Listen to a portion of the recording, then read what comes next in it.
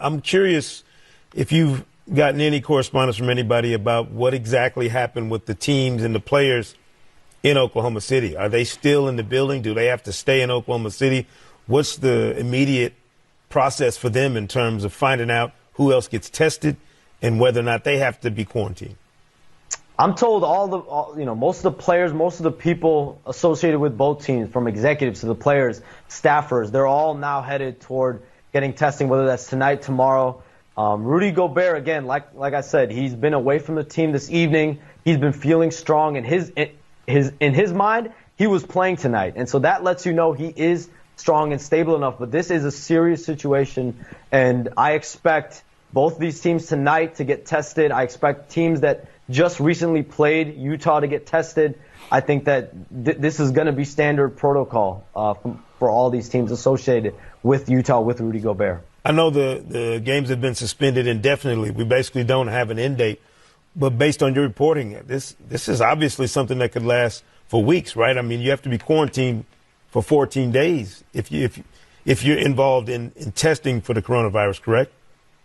Yeah, I mean, you just saw the president come out and suspend travel for 30 days. You have, several NCAAs essentially shutting down fans from coming for the next 2-3 weeks. 2 weeks has been the hiatus period for fans that was targeted and talked about around the league. And now you're probably going to have to put that same 2-week timetable at the very least on this situation, I imagine. But this is an indefinite suspension. This is not something where I think the league is like, listen, in a week we'll be able to figure this out. This is something that has grave ramifications. And, you have players around the league now wondering, what does this mean for our paychecks? Is this a lockout type of situation where we're not going to be paid by the game? And so there's a lot of questions still surrounding all of this.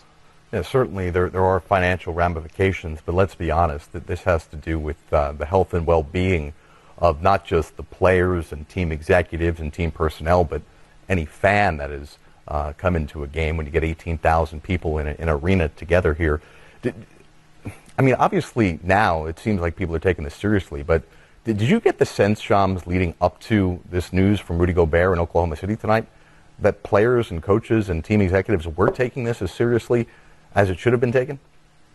I think they were. I think that you don't know what it is until it affects you, right? And could you have said, the league should have probably gotten out ahead, maybe a day or two of this? Sure, you can say that. But I think for the most part, they were taking the lead of government officials, of mayors, of city officials, and wanted them to really lead the way. And once they were being cleared for play, I think that it was just up to the NBA. And now, the NBA was going to have a call tomorrow to finalize their decision to play with no fans. So the plan was to play games if Rudy Gobert doesn't get this illness now. The plan was to play. And so the fact that he has this now, that completely changed the NBA's mindset, their operations.